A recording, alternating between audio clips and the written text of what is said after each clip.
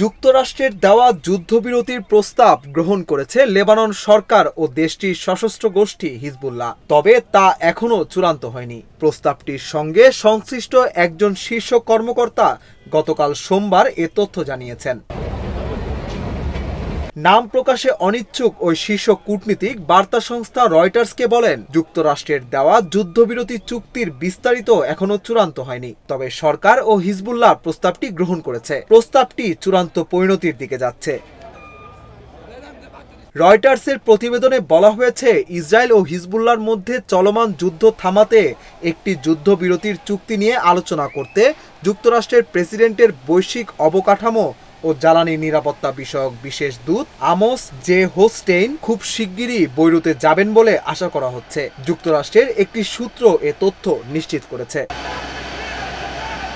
যুদ্ধবিরতির এসব আলোচনার মধ্যেই গতকাল সোমবারেও বৈরুতে বিমান হামলা চালিয়েছে ইসরায়েল। এতে অন্তত 5 জন নিহত ও 31 জন আহত হয়েছেন।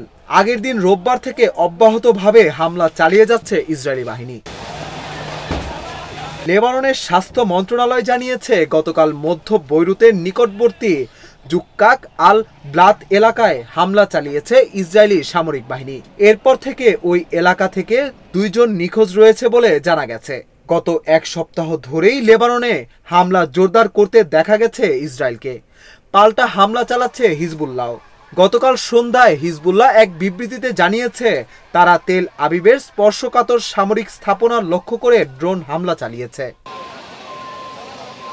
ইসরায়েলের পক্ষ থেকেই এই হামলার কথা স্বীকার করা হয়েছে। ইসরায়েলি সেনাবাহিনী জানিয়েছে, তারা লেবানন থেকে ছোড়া একটি ক্ষেপণাস্ত্র তেল আবিবের শহরতলিতে ঠেকিয়ে দিয়েছে। বাধাপ্রাপ্ত হয়ে ক্ষেপণাস্ত্রগুলো একটি প্রধান সড়কে গিয়ে পড়েছে এবং বিস্ফোরিত হয়েছে। এতে 6 ব্যক্তি আহত হয়েছে। আহতদের মধ্যে 54 বছর বয়সী একজন নারীও রয়েছেন। তাকে গুরুতর অবস্থায় হাসপাতালে ভর্তি করা হয়েছে।